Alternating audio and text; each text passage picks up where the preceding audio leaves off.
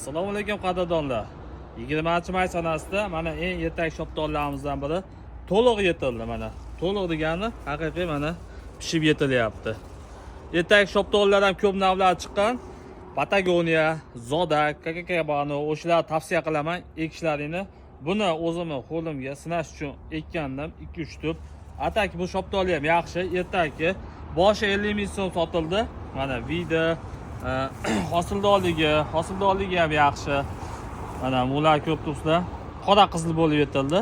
Mana o'sha pishganini bismillahirrohmanirrohim. Hozir men sizlarga ko'rsataman. Shopdonni videoni ko'p turibsizlar. Yo'lbars teriga o'xshab, atlasdan chiroyli shopdonni bu ham.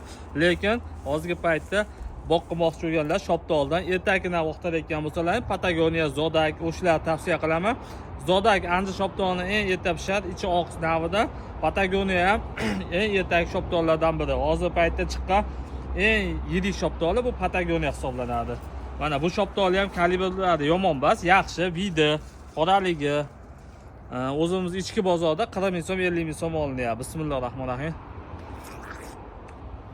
Do'stlar, bu shopdoni o'ta suvli. Bu ham yaxshi shopdoni, bundan ham boqishlarni tavsiya qilaman.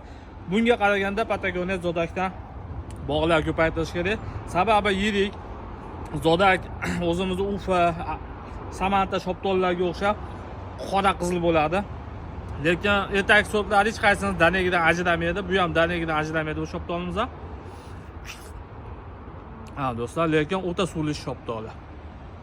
Farg'onalik bog'bonni kuzatishda davom etinglar. Xudo shopdon sezonlarimizga kiryapmiz. Juda ko'p shopdonlarimiz bor. Paymat qilib qo'yganmiz. Noyabr oyiga tayyor bo'ladi. Patagonia, Zodak. Mana shopdonlarimiz. Bu shopdon nomini bilmaymiz, benom.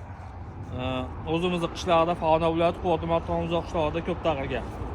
Bundan ham ikki o'rtasida boqqil o'rtasida bunga qaraganda Zodak bilan Patagoniyada ko'paytiramiz. Sog' bo'lasizlar.